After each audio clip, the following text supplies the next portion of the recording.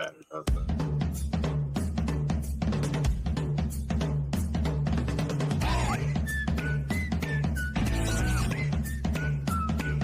Hey everyone, how you doing? This is Amon Green, Green Bay Packers all-time leading rusher, and you're watching Packers Total Access Live, your daily source for Packer content. Go Pack, go!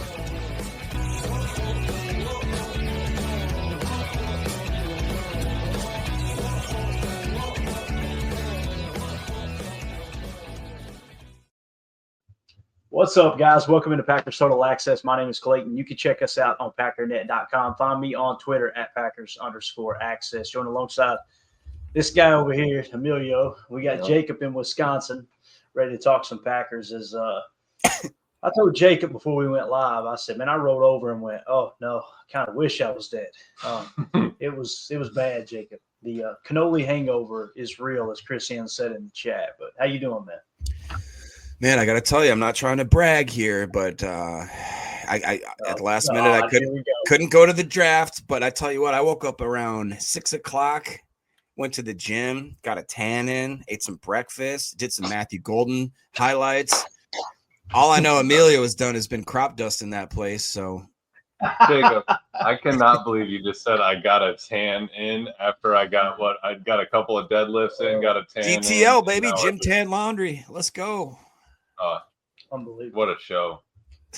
We're off to a roaring start, obviously. So hopefully everybody in the chat's having a great morning. Get that coffee in. It's actually Friday, right? I don't even know what day it is. Yeah, okay, it's Friday. So whether you guys are out there on the grind or called in slick, we appreciate you hanging out with us this morning. If you would hit that like on the way in. And we're going to talk just really first round. Obviously, we're going to talk about the Matthew Golden pick a little bit and kind of everybody had a chance to sleep on it. I'm very excited about the pick. I ain't gonna lie. It's just hearing people, Dan Orlovsky talk about it and others. It's cool to everybody kind of step back and see it and go, you know what? This could be one of those connections. Jordan Love to Matthew Golden could be a great connection for a very long time, you know. And we talked about Matthew Golden quite a bit in the draft process. He was higher on our board. He sank out a little bit into the 30s. And we talked, I mean, literally before the pick last night, we were talking about it. It seems like every year we look up and go, okay, here's our best prospects. And there's a guy that's a tier or two down on our board that Goody goes and grabs. And it's obvious that Matthew Golden was that dude. So we'll dive into all of it. Obviously, we got Tim joining us now. I apologize for the lighting. We're doing the best we can, but with the windows behind us, it just kind of washes everything out. But we're trying to get a little bit better with the sound too. You know, when we get back home, Jacob, everything's going to be back to normal, right? So we appreciate everybody obviously putting up with the lack of sound quality in the meantime. But Emilio, how you doing this morning, man? You feel okay? I'm feeling good. Yeah. I got an 8-hour nap in. I'm ready to roll, man. I'm in good shape. I'm pretty excited. I was diving through some of the tweets. I still want to go back and listen to Goody's presser, but that was 20 minutes right there. So I mean, you know, you get some nuggets out of that. But I'm just glad that everyone will be happy. We got him a wide receiver in the first round. And as long as he performs perfectly, no one's going to be mad, right? So never drops a pass. Yeah. 2,000 yards receiving per year will be great, man. That's a really good way to look at it. Yeah. Proper expectations. Yeah, I can't wait. It was funny seeing some of the personalities on Twitter that were anti-Matthew Golden just right off the bat. And it's like, I'm not going to specifically mention any names, but what kind of ego do you have to have? I mean, I'm not going to go on a rant. I'm not doing the spiel, but like I try to put myself in other people's shoes. I feel like we do a lot of research. We watch a lot of film on this show. We break down film, all those things. And what kind of ego do you have to see an NFL general manager make a draft pick, whether you agree with it or not, and just go, God, what a horrible pick. Like, this idiot, how could he not see that this was a bad pick? Like, I don't relate. You know what I'm saying, Jacob? Like, I mean, I do, but to be fair, you don't do this for a living, Clay. I mean, there you go. And I understand fans getting emotional about it. I got you. I understand that. But when you're a host and you, let me tell you, I know I'm sitting in my little nook here with my, bookshelf. Yeah, with my bookshelf. Let me see the books I read. This Brian Gutekunst, he doesn't have a clue. He doesn't watch tape like that. What are we doing? I just don't get it. But anyway, this should be a happy time. I just wanted to mention that if I ever get to that point throughout this whole process, I'm gonna smack somebody you. slap the hell out of me. Absolutely. What are you talking about? So Emilio said he would gladly do that. Absolutely. Speaking of a good time, Bill DeMuth, appreciate you joining, bro. He said right here, Clay, thanks for the awesome day one draft coverage. As a Packers owner and former Wisconsin resident, now living in Kentucky, I truly appreciate everything you guys do. Glad to be a part of the PTA family. Awesome. Hey, Bill, thank you for being a part of it. Absolutely. Really appreciate that. For sure. That's what it's all about. And again, I don't want fans to feel like they can't have an opinion. You know what I mean? That's not what I'm talking. I'm talking about the people that put themselves on that pedestal because they've got a platform and they've convinced themselves they're smarter than everybody else. So, Bill, people like you, man, that's why we do what we do. It's just so cool connecting with fellow fans. Oh, we got Tim in here. Tim, can you hear us, sir? Are you alive? Nope. I can hear you a little bit. Can you guys hear me? Yeah, you sound great. Yeah, you sound great, Tim. I apologize, man. We're trying to speak up, but you know the setup over here, man. Yeah, it's all good. All right, just waking up from a golden evening. We'll just say that. See what he did there. Yeah, I see exactly what you did there. Tim, what are your thoughts? Can you give us just real quick what your recap is? I know it was kind of in the moment. If you're like me, I was kind of shocked, but what are you thinking now? I was shocked, but pleasantly surprised. We'll put it that way. And I still think we're going to get a 3-tech in this draft. I think we're going to pick up a corner in this draft. So yeah, surprised, shocked a little bit, but arguably the best wideout in the 2025 NFL draft. And he's a Packer. So a lot to be happy about this morning. Absolutely. Yeah, I'll tell you this, Tim. Going back and seeing like where Dane Brugler had him at number 2. You know, we had him. I don't even know exactly what we had going in terms of wide receiver. We had him as the 4th best, right? Mm-hmm. So, you know, totally good with it. There was 3 wide receivers taken, right? He was the 3rd. Like where they took him. It's not a huge reach. But seeing Dane Brugler have him at number 2 was like, dang. And obviously Dane Brugler's rankings are baked into what we had on our big board as well. Yep. But there were also other people that chimed in on it too. Why don't let's do this. Let's kick everything off real quick. Let me put a screen grab up here. We're going to play. Now, this is a little bit longer. It's about 2.5 minutes long, okay? But this was the whole process. Like Jacob said, and look, we're a Packers podcast. I was like, man, this might be a little too long to play. But no, we're a Packers podcast. Like, we just got the next first-round pick for the Green Bay Packers. Let's take a minute and actually enjoy it, right? So this was on stage last night, the entire announcing of the pick, okay? And it may be a little loud, so be ready to turn your volume down a little bit. I don't want to blow anybody's eardrums out if you're at work and listening there with maybe earbuds. But let me get this set up. Here, this receiving it's tough. Here was Roger Goodell kind of making the announcement, and of course, Mark Murphy coming up on stage. I think it's absolutely awesome. He was the one to announce the pick. And this Clay Matthews grab. Tim, if I ever delete this one, you slap me, okay? We got to have this one for forever. So here we go.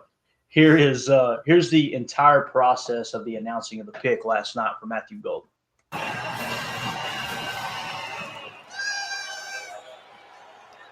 Okay, Green Bay, it's your time. To make this historic pick, please give it up for first-team All-Pro, Pro Bowler, 2-time Super Bowl champion, and Packers President and CEO, Mark Murphy. Oh, thank you. Thank you, Roger. How about this atmosphere? Isn't it unbelievable? Roger, thank you and the NFL for bringing the draft here to Green Bay for the best draft in the history of the NFL, right here. On behalf of the Packers, Packer fans here in Green Bay, Wisconsin, and everywhere, because our fans are everywhere, it is my pleasure to welcome you all to the NFL Draft at Lambeau Field. It is our honor and privilege to host this wonderful event in our community, particularly since we are the only community-owned team in the NFL.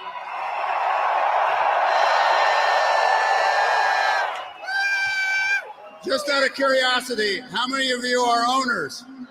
Yes. We also have the best owners in the NFL. Damn right, Mark. And we also want to celebrate the special connection we have with our fans that dates back to the early days of professional football. With the 23rd pick in the 2025 NFL Draft, the 13-time world champion Green Bay Packers, for the first time since 2002, draft a wide receiver. Listen to this crowd. Oh, baby. Matthew Golden, wide receiver, Texas. And he's here. And he's here. I'll tell you what, timing is everything. You wait till the draft is in Green Bay. You go get a man for the green and gold named Golden. You can't script this any better. Everybody in this entire crowd wanted a wide receiver, Rich, and they came through for him. Listen to this crowd.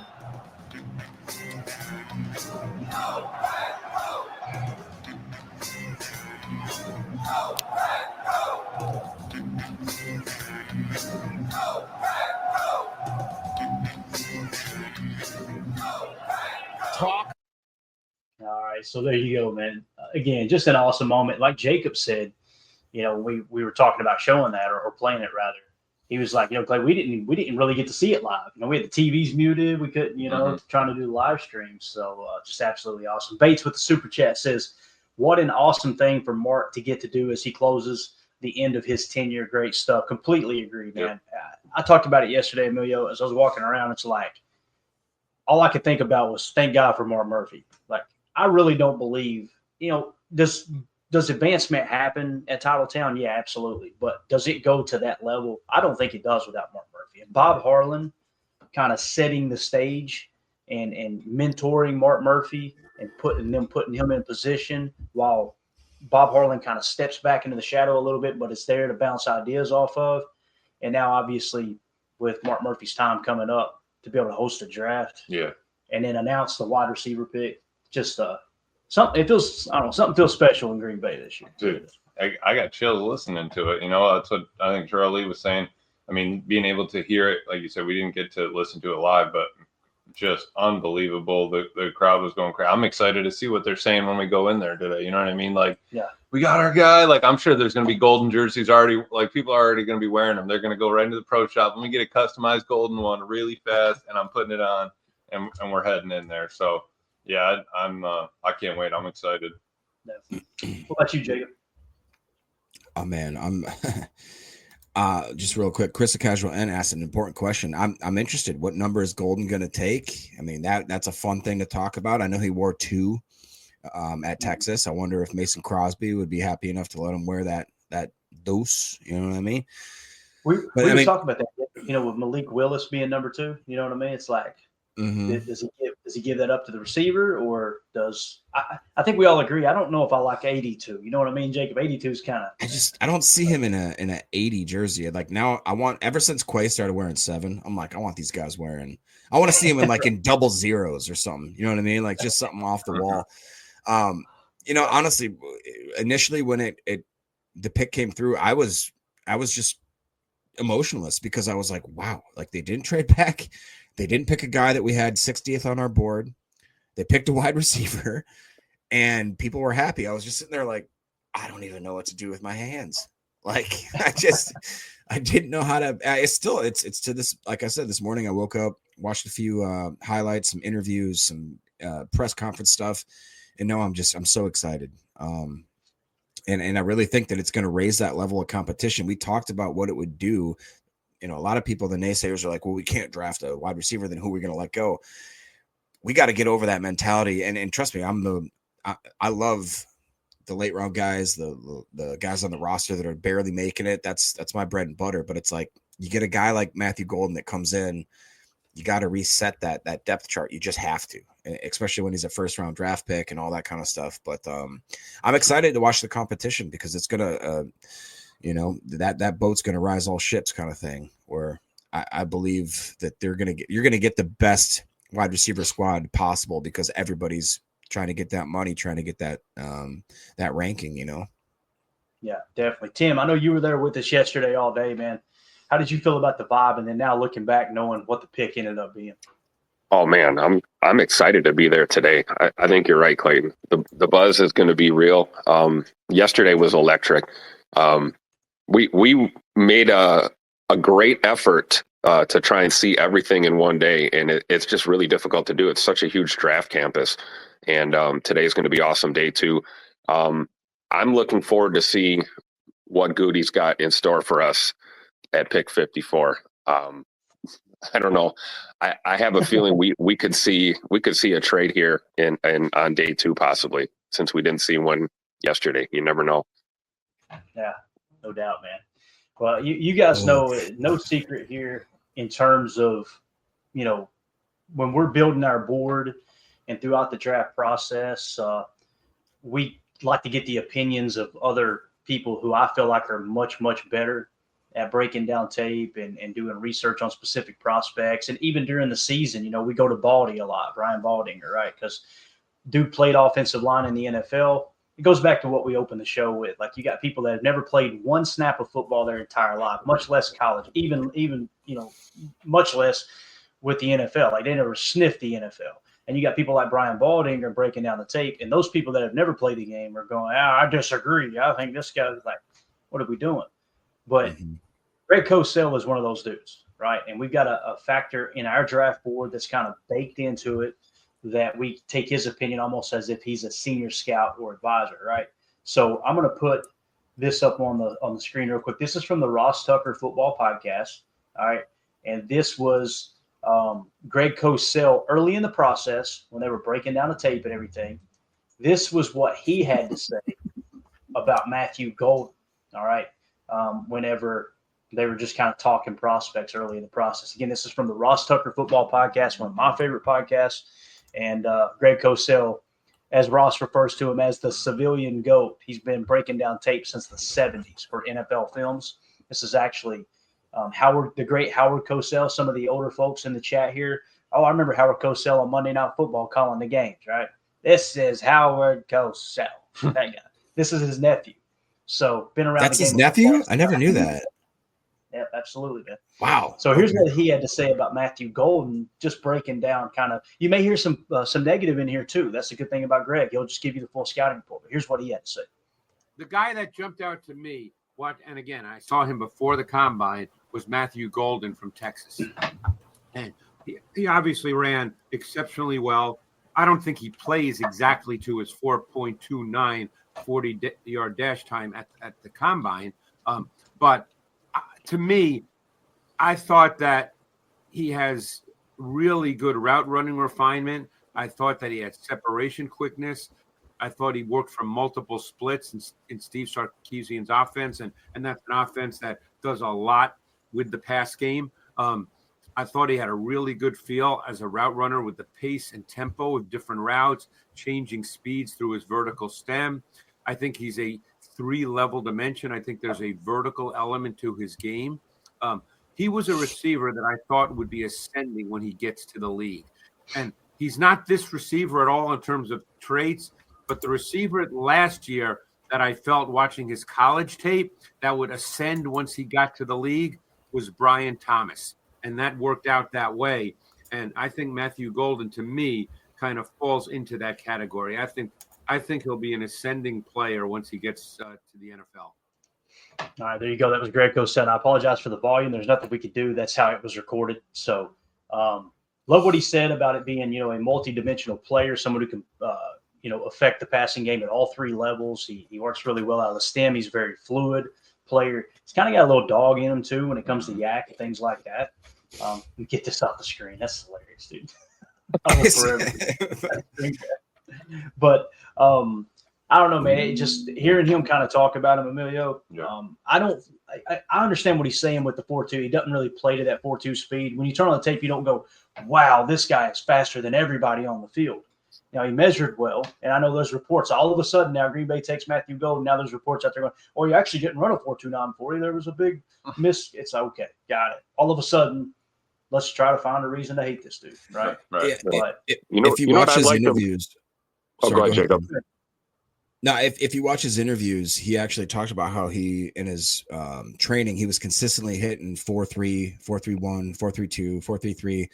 And he said, when I got down there, I knew I was going to run well. He goes, my adrenaline was pumping so hard. He's like, I could feel basically like my heart pumping out of my chest. He's like, I knew I was going to run fast. So that is crazy, knowing that like he knew his threshold. He knew what he could run at. And the fact that he had that extra NOS boost, you know, that fast and too furious NOS just kicking in, that pumped him over the 4.29 level there, which I think, you know, and like you said, I didn't see it on tape.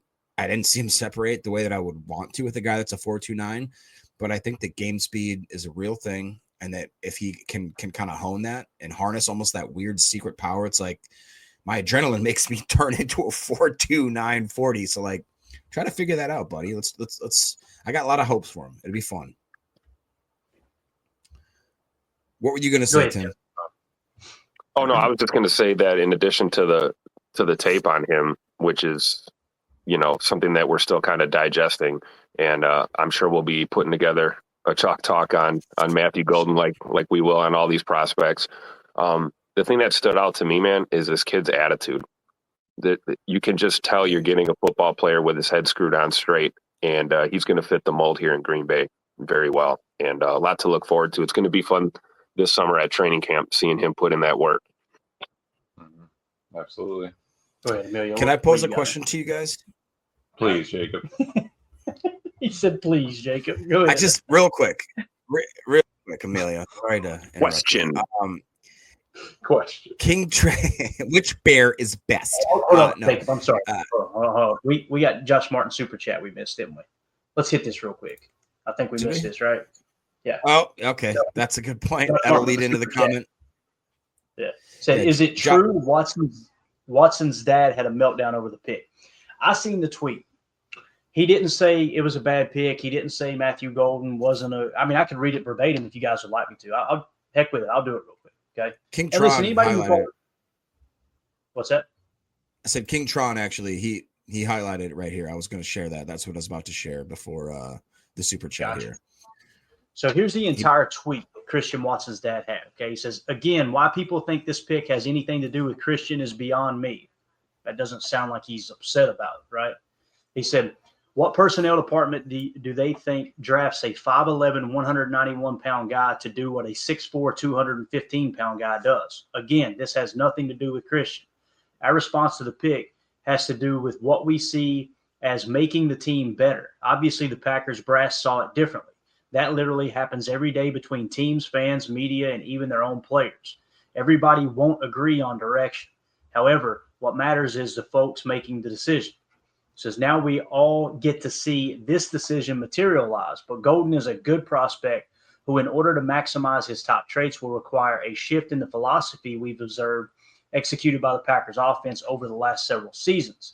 Hopefully they make it work to get to a Super Bowl in February. Now, he may have said something before that you've got there. If you do, Jacob, read it. Whoever said it in the chat. But listen, I understand what he's saying there. Like, you don't draft Matthew Golden to replace Christian Watson. Right?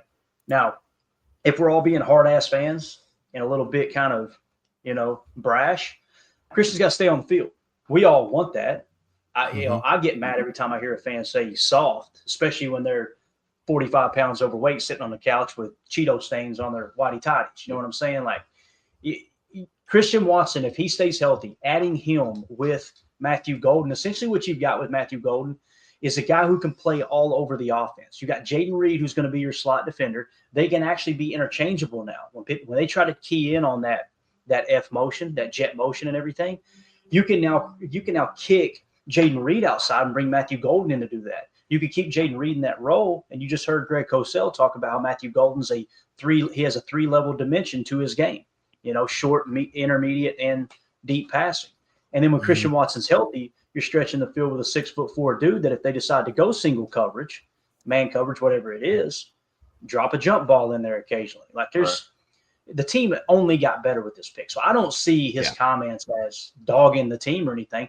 Now listen, when we took her, I want to say this. I want to get Emilio's take. I feel like I've cut him off 6 times now. I apologize, man. I'm sure. Because he keeps farting. if you watch the lead up, Tim's going, what was that, Jacob? Don't worry about it, Tim. If you watch the lead up to this draft, Christian Watson's dad had some strong takes on wide receiver because he thinks, hey, I don't think they need a receiver, right? And I think there's a lot of fans that agree with that. And that's what he's saying in this tweet is like, hey, you can have your own opinion and disagree. Right. But what cracks me up is, I'm not saying whoever it was in the chat did this. I'm just watching the comments on Twitter. If he has a differing opinion, they go after him. Oh, you're just defending your son. And tries to roast him. And then they get mad when he claps back.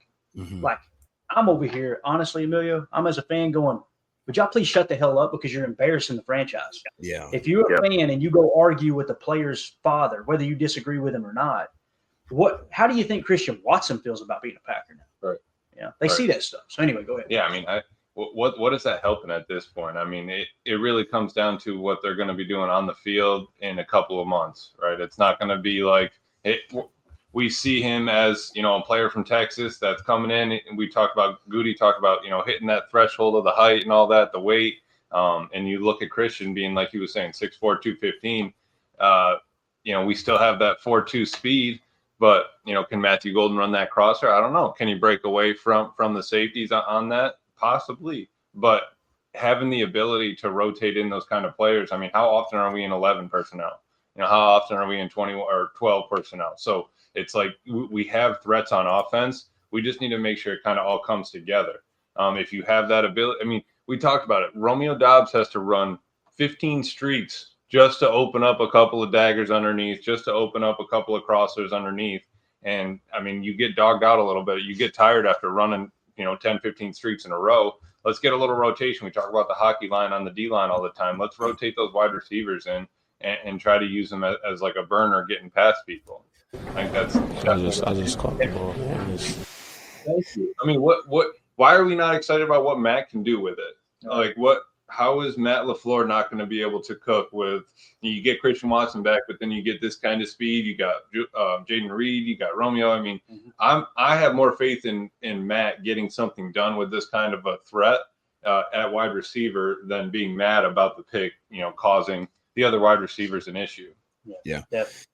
John, who just super chat says, sorry for catching only a very small percentage of the quote. You're good, John. You're totally cool, man. I just happened to come across that quote. Yeah, what he was referencing was earlier. I was going to highlight this one here where he talks about, apparently he went on to say something saying, it is what it is. He says, more power to the young man, but I'm going to tell you right now, they deserve what they get. They deserve what they get. Quote from Watson's father yesterday. Now, I will say there was another that's different. Comment. That's different. Exactly. So when the quote came down, King Tron says, sorry for catching a small percent of the quote. That's not your fault. It's because I believe he commented later on that post as well. Right. I'm just going to say, the guy's supposed to stick up for his kid. He is. But I will also say I've never once heard Watson say, I like my dad and I appreciate what he has to say about my career. I'll just be honest. That's what I've never once said.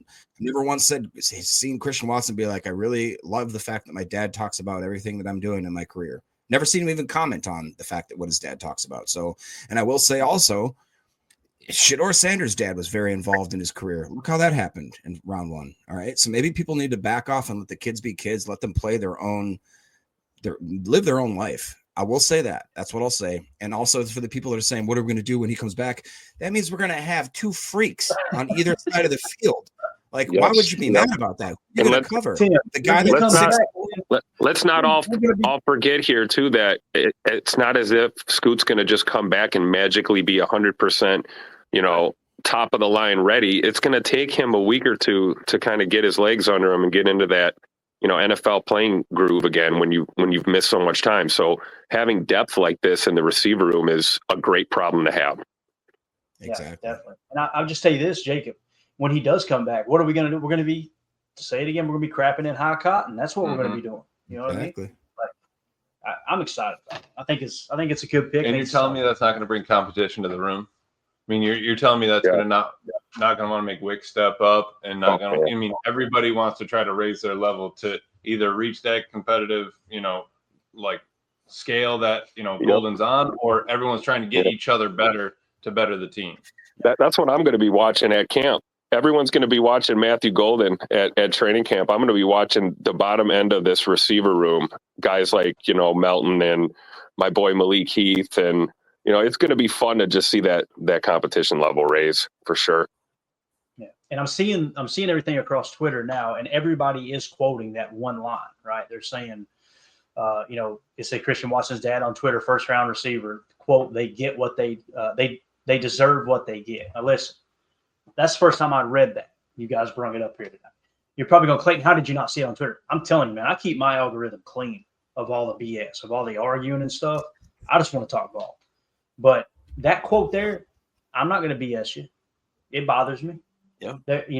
And maybe in the heat of the moment, he regrets saying it. That's cool. Hey, we can all forgive and forget, right? Like, it's all good. But to say it does almost sound like, Emilio, am I wrong? It does kind of feel like, well, I'm kind of hoping they fall on their face since they went this route. I mean, it does kind of have that tone to it, but again, we're reading a text. No, yeah, and that's tough to say. I mean, because trust me, I just type run-on sentences. I'm not trying to use punctuation. I'm just trying to get my words out. So, but I can see that. But let's not forget. Jeez, that's tough.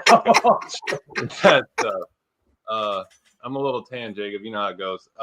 He's been tanning too, Jacob. Yeah, let's not forget that we did try to move back into the first to get Christian Watson, right? It wasn't the fact that like we weren't going to take a first-round wide receiver. It could have been Christian. That could have been the drought cleaner. But I think that taking him in the second, it's like, oh, it's all right. He's a second-round pick now. No, I mean he should have been a first. I mean the way Goody tried to make that happen.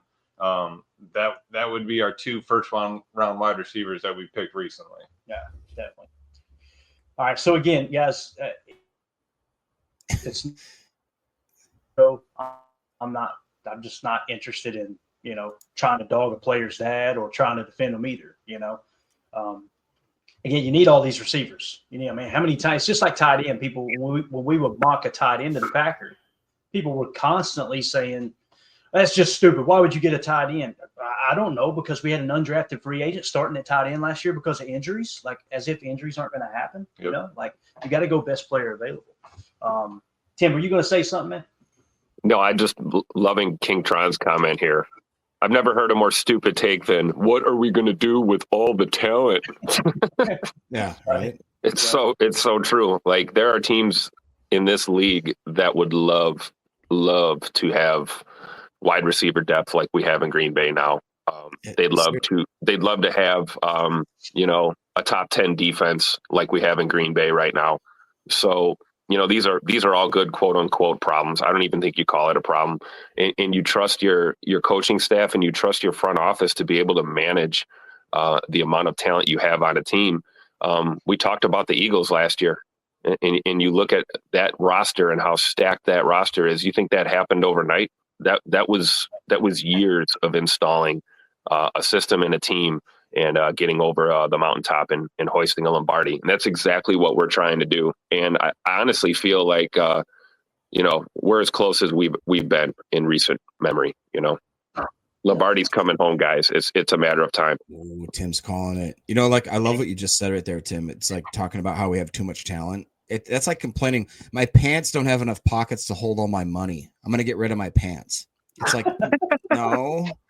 We know you're getting rid of your pants, Jacob. You're working day shift today or what? What's going on? They're all ones, Tim. That accrue, $100 is a lot more when they're all ones. Emilio said pesos fit in your pocket a little bit better. No problem. We got a little jingle too. Emilio doesn't make it rain. He makes it hail. He just throws pesos right at him. Oh, man. Let's see here what we got. Dave in the chat says, Tazim, I hope I'm saying that name right. Christian's dad's name. Is it Tazim? Is that right? I believe Tazim, so, yeah. Quite frankly, I don't think we're done at wide receiver. More than likely, there's still a shot at grabbing a big body guy. But for the betterment of the team, I still hope they do something to impact. So I'm hoping that's an accurate quote there, Dave. We probably should fact check that stuff. Yeah, we're trusting you guys in the chat here. Yeah. We got this stellar reputation on this show that we're really concerned about. You know what I mean? Lord have mercy. So I'll tell you someone else who's got a real good reputation with breaking down the tape. I see people roast this guy, and I crack up because Dan Orlovsky played football at the NFL level. Well, he was just a backup. I'm sorry. What string were you, sir? You know what I mean? Like, this dude made it to the NFL. I love his film breakdowns. He's one of the great minds in breaking down the tape. Here's what he had to say about the Matthew Golden pick as well. Again, this is Dan Orlovsky. I apologize if it's too low. We've got the volume cranked. We'll try to fix it for you guys on the podcast form. And Dave here in the chat said it's literally from his Twitter account. Okay, Dave, we wasn't saying it wasn't, bro. Just saying. Hopefully that quote was correct, because we try to check that stuff. Like, I was reading off his Twitter just a second ago, right? I feel comfortable repeating that stuff. But let me give you an example, Dave. If someone just hops in here and throws a random quote up and I read it verbatim, like, hey, this is what he said, and it's not true, then what am I doing? You know what I mean? That's all I meant by that. I wasn't saying you were lying. Simply, I didn't have a chance to fact check it. So please don't take that the wrong way. But here we go. Here is Dan Orlovsky talking about the Matthew Golden pick. Looked like in the lobby of a hotel somewhere. Dude, the Packers could have that could be the biggest, like, probably one of the biggest best pass games in the NFC. Dude, they got two good tight ends, good offensive line, obviously Jacobs.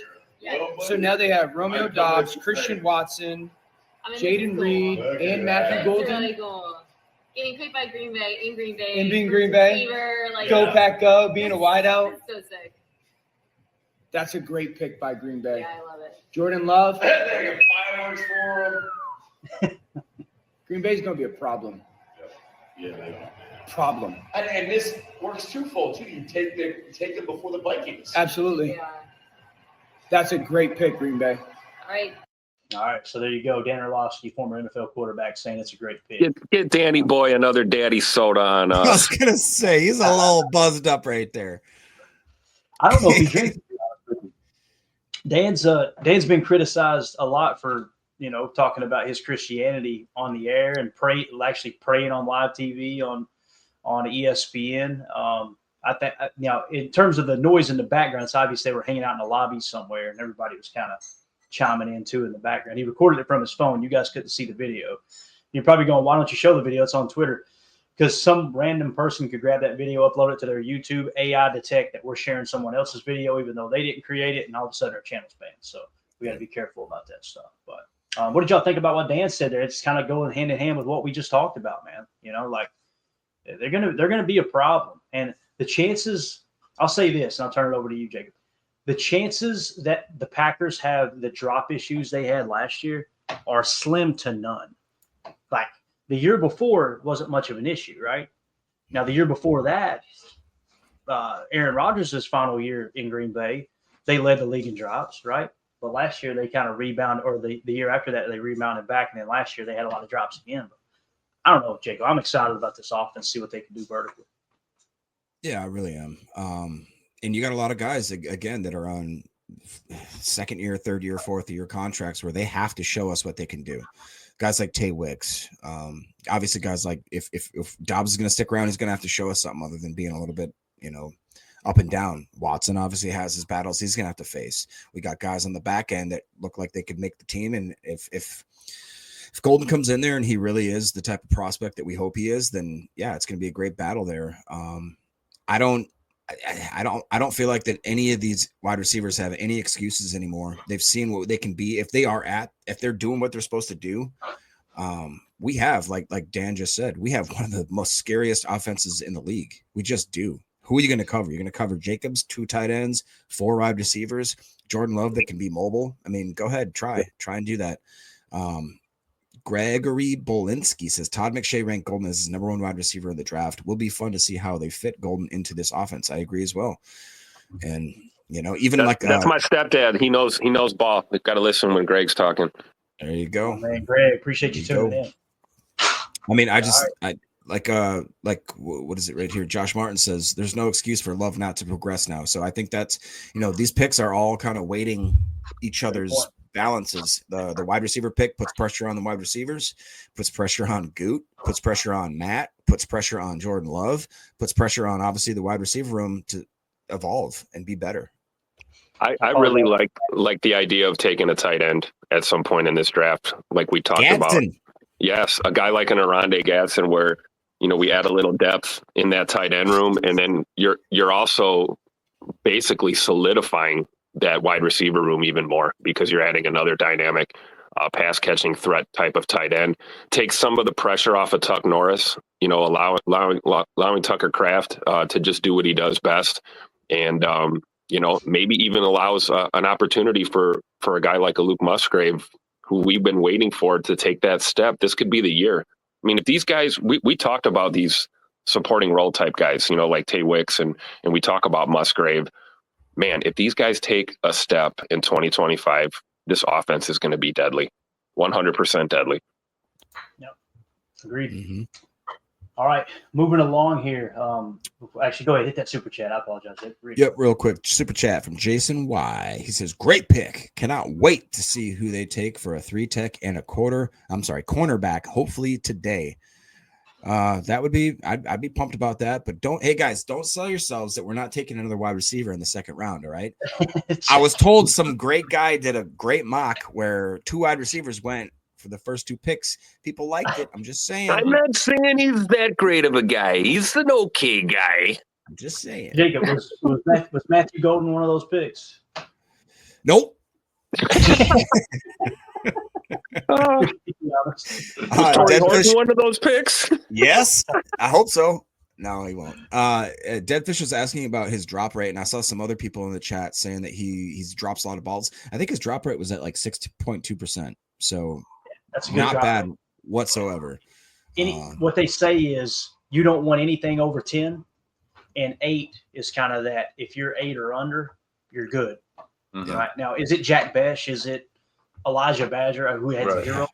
No. Right. But, yeah. So before we move on here, I want to hit on the first round real quick, and then we'll wrap this thing up. Just kind of to recap the first round picks. But this came across Twitter, and it's worth. We're really risking it here. I don't know. The logo here. I don't know if you guys seen this or not. Let me try to get it zoomed in a little bit. This was, I think, the Kelvin Banks pick, and watch the reaction of the family member here holding the baby. Get ready. Look at this poor baby. What's this?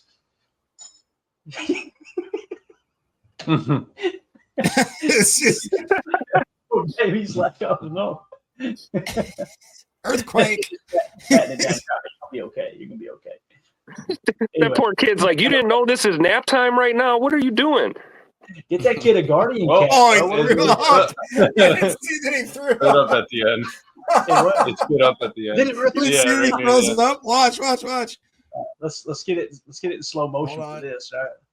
We gotta see. Let's go a quarter. Comes it right here. And right execution. Right. 1, 2, 3. This looked like me battling the cannolis last night. Watch this right. Hold on, here it thought comes. I heard something coming from behind the door there. Oh yeah.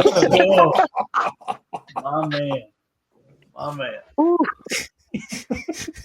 That was me waking up, Jacob. That was the same look I had trying to get out of bed right there. That's me this morning.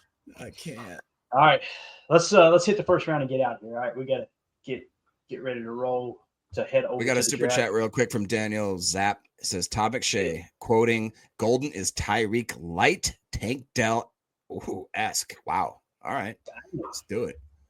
I hope he is correct. Todd McShay is another great one when it comes to draft coverage for sure. We almost incorporated him into the board this year because there was such a lack of information leading up. And then of course we get to Lambeau yesterday and Emilio went Clayton. He looked up at the board. They had the NFL Network broadcast on. He went, Daniel Jeremiah just released his top 200.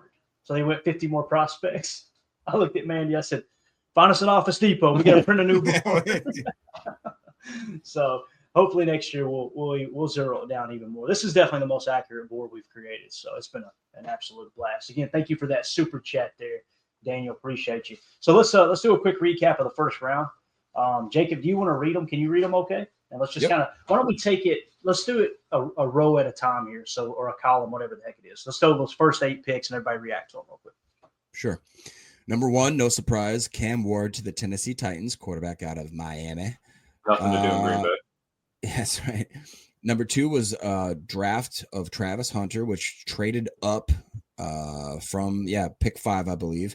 Number 3 was Abdul Carter, New York Giants. Number 4, the New England Patriots selected Will Campbell. Number 5, the Mason Graham pick was kind of a shocker to a lot of people. D tackle out of for the Cleveland Browns. Number 6 was no surprise, Ashton Jeanty to the Raiders. Number 7, Armand Membou to the New York Jets offensive tackle. And Tet McMillan went number 8th overall to Carolina, the wide receiver, the big-bodied guy. What do y'all think? Yeah, Deadfish here says that was the baby reacting to his daddy being drafted by the Saints. Tim, I'll let you go first here, man. What do you think about those top 8 picks? Again, Cam Ward, Travis Hunter, Abdul Carter, Will Campbell, Mason Graham, Ashton Jeanty, Armand Membou, and then Tet McMillan. I'll tell you, it was real easy to follow along on our horizontal board because I think we did a pretty good job on the research. Got to tip our caps to Emilio and Clay. You guys really put that thing together nicely. But I'm with Jacob, man. I think the surprise to me was Mason Graham going to Cleveland. That was a bit of a shocker. I thought Cleveland would take a quarterback off the board for us. That was about the only big surprise to me in that first set of picks. Yeah. Jacob, go ahead and read the second column there, bro. Sure. Starting with pick 9, it was Calvin Banks Jr., the offensive tackle from Texas, went to the Saints. Number 10, Colson Loveland went to the Bears. A lot of people were thinking that Jeanty would go there, but they snubbed him with that. Number 11, perfect fit, in my opinion, was Mykel Williams going to the Niners, the edge out of Georgia. Number 12, another surprise for me at least, was Tyler Booker. The guard from Alabama goes to the Dallas Cowboys. Number 13, Kenneth Grant, D tackle from Michigan, goes to Miami. Number 14, Tyler Warren, which was most people's number 1 tight end, slips and falls to the Indianapolis Colts at pick number 14. Number 15, Jalen Walker, the edge out of Georgia, goes to the Atlanta Falcons, who absolutely decided that the talk about them not drafting an edge or a D end in the first round absolutely got crushed there. Number 16, one that broke my heart and Clayton's heart, I'm sure, Walter Nolan, D tackle from Ole Miss, goes to the Arizona Cardinals.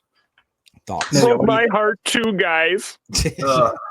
I mean, I wanted DTD real bad last year. We wanted Walter Nolan real bad this year. I hope Arizona's defense turns into something, man, because from our take, they've taken some pretty decent players. I really like the Tyler Booker pick for the Cowboys just because, I mean, Jerry's on his way out soon, right? I know that they need some help, man. They got to protect Dak. I mean, they really do. So I think that I'm glad that they're building in the trenches, right? So really kind of happy with any of those that are trying to build inside out. And obviously the Bears are just going to go try to take an offensive threat and not protect their men. Spend all the money in free agency to do that. So we'll see how that works out for them.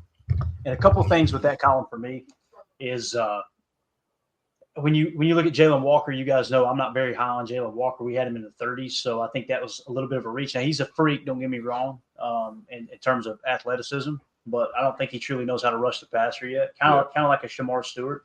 But the Walter Nolan pick in Arizona, he could anchor that line for a very long time. Man. Yeah, I think that's the best 3 tech in the draft, my personal opinion. However, our board suggested it would have been Kenneth Grant. But yeah, again, like you guys said, the board just kind of fell right into place. Jacob, go ahead with the third. Sure.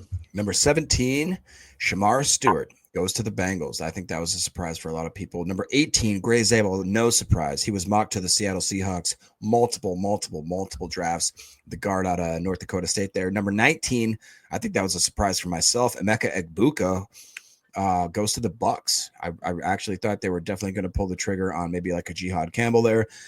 Number 20 broke our hearts as well. Jahdae Barron goes to the Broncos, the cornerback out of Texas. Number 21, another surprise. Derek Harmon going to the Steelers. A lot of people thought that would be the Shador landing spot. Number 22, Amarian Hampton. Emilio's loves that guy, right? He goes to the Los Angeles Chargers. And then we all know what happened with number 23, Matthew Golden, the wide receiver from Texas, goes to Green Bay. And then 24, one that still I'm a little bit scratching my head about, Donovan Jackson, the guard from Ohio State, obviously a good player, kicked out to tackle for a lot of that stint in his last year. The Minnesota Vikings decide they want to bolster up that interior offensive line. I'll ask you guys, what do you think? The Minnesota Vikings have 4 picks this year. They decided to take first.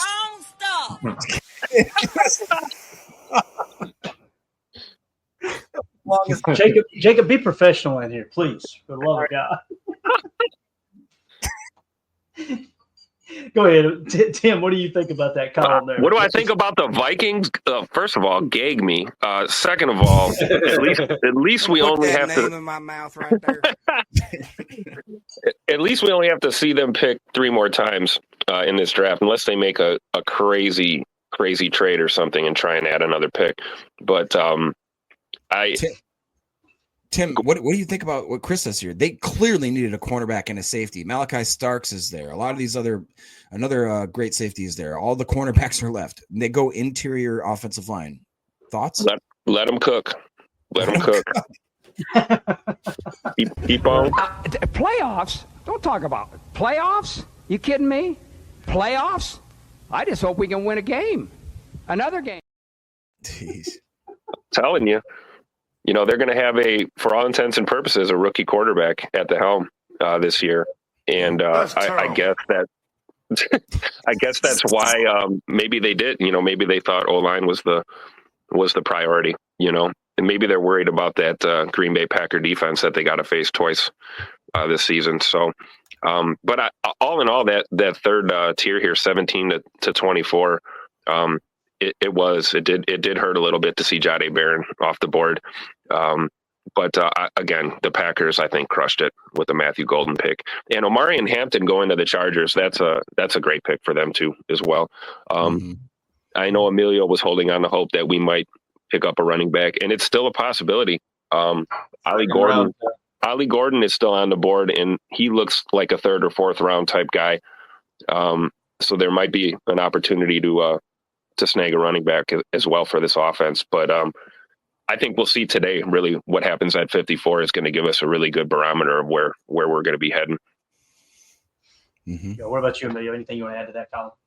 Yeah, I'm just happy everyone's happy with their wide receiver. I think that, I think it kind of laid out for Goody that way just because, you look at 17, Shamar Stewart, the ball of clay left, the versatile lineman and Gray Zabel gone, Emeka Ibuka, another 30 visit gone, Jahdae Barron, the slot corner that we were looking at, gone, Derek Harmon, went to Oregon Pro Day, gone. So pretty much, it walked him right into that pick almost. And I think that's what we were talking about, how the board falls. You really don't have any idea until you get to draft day. How many people mocked this, right? So I think you kind of got to be, play the hand you're dealt. And I think he did a great job, though we need to, focus on defense coming in here. Rounds 2 and 3, we're going to need that 3 tech or a D lineman, edge, and a corner. Though it is pretty deep. I think it's going to be a lot of defense going in the 2nd and the 3rd round today. Go ahead, Jacob, with that final column. Absolutely. So in the 25th pick, the New York Giants traded back up into the 1st and grabbed their quarterback, hopefully for the future, in their eyes, Jackson Dart. 26, the Falcons came around again and said, hey, we're going to take our edge voodoo and we're going to absolutely disrupt that. So they got James Pierce Jr. as an edge. They also earlier had Jalen Walker. Pretty impressive there. The Baltimore Ravens say, all right, Vikings, you guys don't want Malachi Starks, one of the best, if not the best safety in the draft. Well, we'll just take him and pair him with Kyle Hamilton. That'll be great. Thanks, guys. 28, Tyleik Williams. The Detroit Lions say we're going to bolster up that interior defensive line. Great pick for them, as much as I hate it. 29, Josh Connerly Jr., the offensive tackle out of Oregon, goes to the Commanders. And then 30, the Maxwell Hairston. That one kind of stunk a little bit if you're a Packer fan, especially if you're Amelia, who got to be rubbing shoulders and taking pictures with him. The cornerback out of Kentucky. It just looked like that writing was on the wall. Buffalo needs a cornerback in a bad way. An interesting scenario was when Jihad Campbell was picked by the Philadelphia Eagles at pick 31, who traded up with the Kansas City Chiefs. I did not have that on my bingo card whatsoever. Chiefs allow them to sneak up there and get Jihad, and then they come back with the last pick, and the Chiefs decide to pick Josh Simmons, the offensive tackle from Ohio State. Yeah, I think that's a great pick by Kansas City. I really do. You guys know how I feel about Josh Simmons in the final days leading up to the draft, hearing people talk about him as an athletic offensive lineman for sure. So my knee. I know. You're right. Emilio, there's a knee problem there for sure. King Tron, thank you for that, buddy. Appreciate you, man. he said everybody just hit like, share, all that good stuff. We do. We have over 400 people watching live right now. We appreciate y'all waking up with us here and talking a little ball as we're getting ready to wrap up. But we also got a new member here, Matthew Hassan. Appreciate that, good stuff, Matthew. Good stuff, man. Appreciate you supporting the channel for sure. Also, if anyone's interested in one of the best ways to support the channel, if you're comfortable doing it on YouTube like that, we greatly appreciate it. But you get a little more bang for your buck in terms of over at Patreon. If you scan the QR code in the upper right, go to patreon.com/Packer Fan Total Access. Just $3 tier. And you can do it just month to month. You can do an annual membership if you want to, but you get access to everything on our site there, including film breakdown. We're going to be doing a lot of that this year. This coming week's going to be hectic. I got to get back to Tennessee, get settled in because I got to break down a lot of tape so we can get into these prospects and see what we got there for sure. So, anybody got anything else to comment on that final row there? Anybody at all? Big shocker. Go ahead. Tim. I was going to say a big shocker to me was the Eagles moving up and taking Campbell. It makes me wonder how far Mike Green is going to fall in this draft. I thought for sure Philly was going to snag Mike Green when they moved up, and it ended up being Campbell. So that was a little bit of a shock to me. Tim, to that Campbell point, I think that they literally go, all right, we saw Braun, what he can do. I mean, they walk him up on the edge a lot. They use him as a stack back there a lot. I mean, I think that's almost a clone pick. You bring in Campbell and you go, hey, I want you to do the same thing Braun does. We paid him. But I feel like it's something we do, right? You pay the guy that kind of money, then you bring in somebody a little bit younger to learn from him and grow from, and boom. Now you have two of those. If you have one on either side that can walk up, play stack, I mean, the defense is going to be kind of scary. Yeah, I agree. If anybody in the chat, somebody on the Vikings apparently got in a little trouble last night. Does anybody have any? Oh, look, Jacob, look, this is my shock face. Unbelievable. Oh, Adrian Peterson. Sorry, not important anymore. But apparently, oh boy, yeah, he got a little. Sit your butt outside. Okay, gotcha. Let's see if we can comb through the old Twitter. Do you know what it was, Jacob? You gonna leave me hanging here? I think he got maybe got a Dewey, something like that. A what? A duty? He took a duty? A Dewey. Oh, Dewey. Okay, sorry. He got behind the wheel, if you will, after a couple daddy sodas. Aiming fuel is what my Uncle Dan used to call it.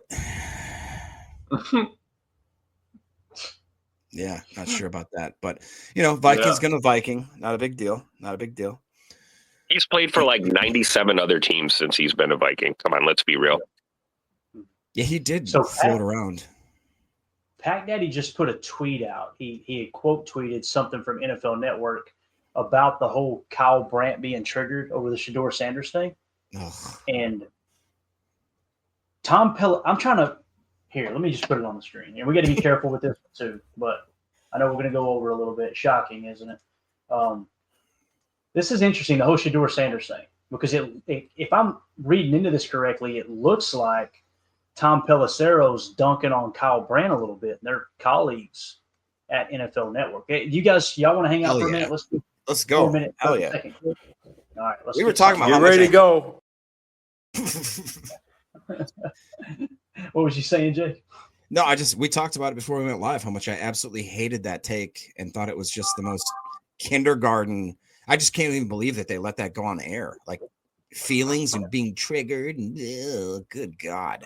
So here's what Kyle Brandt, the whole conversation between Jamie Erdahl, Tom Pelissero, and Kyle Brandt, and then I'll get to the tweet that Tom Pelissero had. I believe actually I think it's going to be in this because, let's just play the clip, and then I'll try to pull it up on screen so you can see the list of the sources, anonymous sources that they were talking about. Particularly, here we go.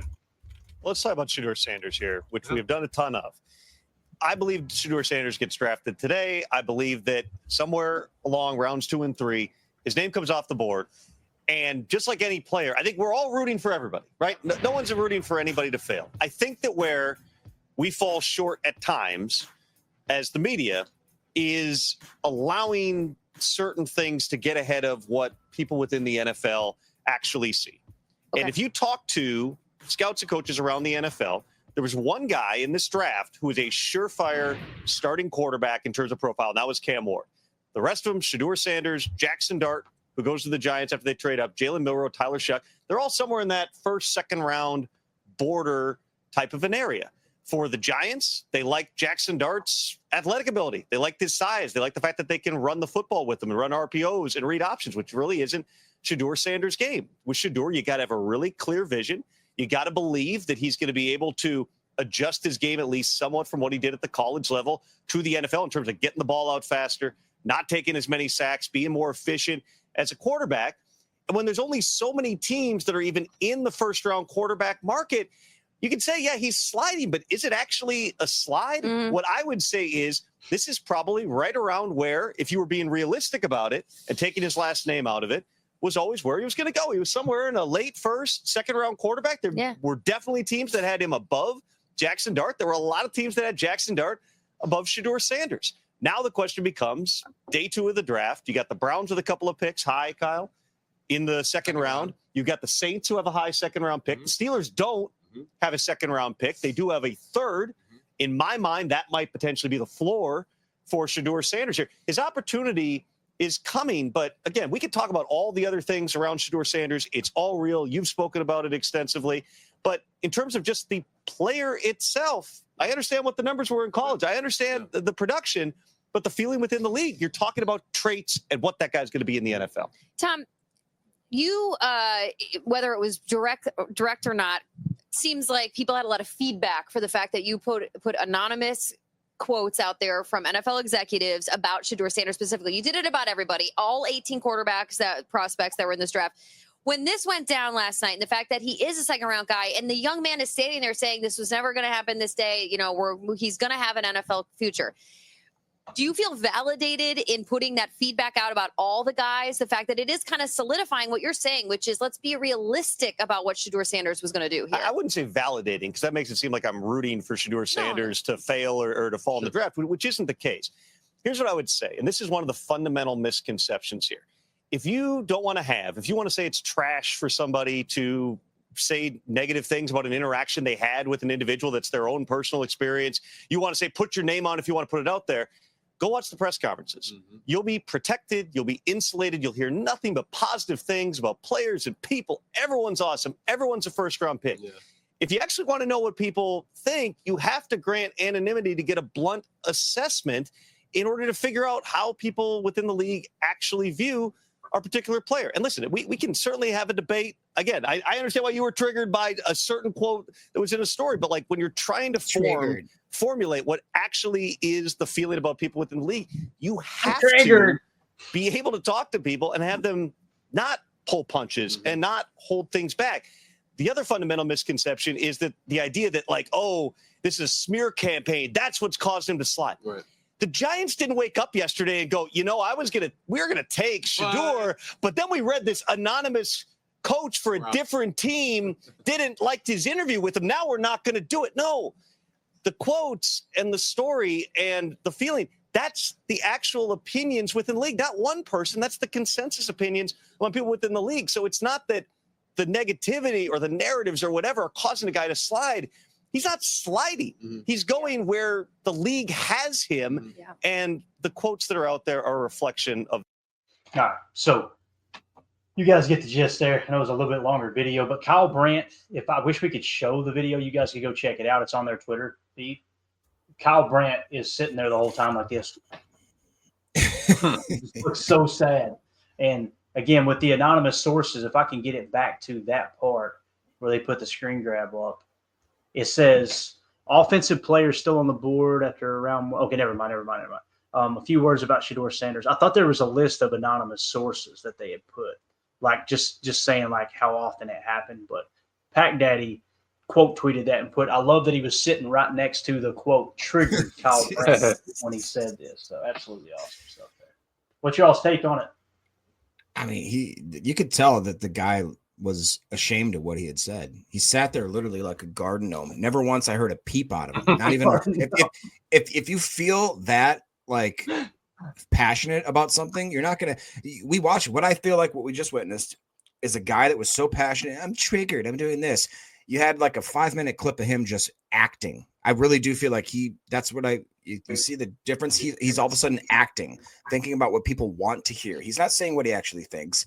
Then when you get him sat next to a guy that's actually saying truths, you sit next to him and he just sits there. He sits there hunched over, doesn't even have a peep to say. If you really felt as passionate and triggered as you felt in that moment, how would you not stick up for your take after the fact? Clearly, the guy slid throughout the whole 32 teams. Nobody thought he was worth the first-round pick, and your whole argument was the fact that, yeah, it's just because that people are, this or that type of way thinking, and you try to imply a certain type of belief towards people, saying that it was either for. I'm not even going to go there, but you guys know what I'm trying to say. It's bull crap, and you try to get clickbait, and now you sit there when the actual story is on and the camera's on you, and you hide in the corner going, "Don't look at me," like. I have no respect for that, man. No respect. No. Tim, you got anything on it, man? I'm not touching this. No comment. Smart man right there. That's a smart man. What do you think, Emilio? You got anything, man? I just. How many times are you going to come to my press conference late? That's about all I want to say about that. Get it off the screen, Jake. Dennis Shook. That's what you should be watching on YouTube. If you're going, what are they laughing at? Yeah, there it is. Yeah, this is what Dennis Shook was putting up. He said, member for 7 months. How'd you knuckleheads land such beautiful women? Lucky. I really don't have. I don't have an answer. Chloroform. But I think they're sitting in the room over here. Please don't let them know. They'll be gone by Sunday. Oh boy. King Tron on top of that super chat. That Bears fan always shows his Bear, what stooge. By the way, I want to give a shout out to Greg who texted just a second ago. And we got multiple Gregs that watch the show here, but he's going to be dropping off some more cannolis here in a minute. We're heard. Yeah, and these are like we kind of Mandy, I want to say, handmade them last night. They were frozen, right, and thawed them out and filled them up and everything. But these are actually coming from Mander Fields. So took it down. Great capital, I believe. So yeah. Anyway, anything else, boys? King Tron asked what time tonight. So when does the draft officially kick off? 7 Central. 7 Central. 7 Eastern, I think. So yeah, so it's 6 Central. 6 o'clock. Covered, yeah. So. 6 o'clock, God's time.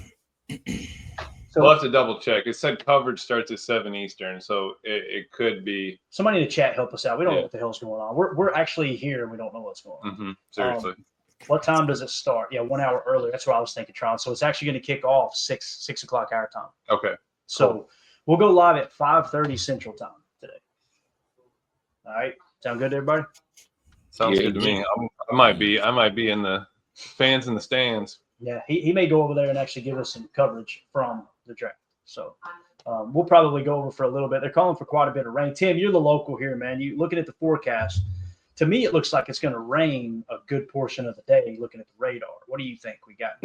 That's what it looks like to me, but I also know that a lot can change in a very short amount of time.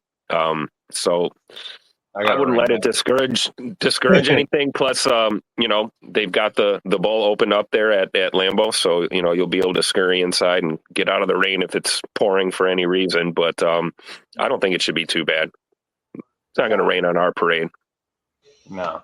Good deal. I think I'm just looking for a reason to sleep today, to be honest with you, man. Take a nap, Clay. He is killing, dude. I swear, all this guy does is sleep. I'm surprised he gets anything done at work all day. I mean, like, actually done. Eric's probably just screaming at you. Clayton's taking a nap in the truck half the time. That's right, man. Got to have them naps, some afternoon naps. I get cranky. Dennis Shook with the super chat. Jacob, you can make it from Hudson to Green Bay at 7. That's a true story.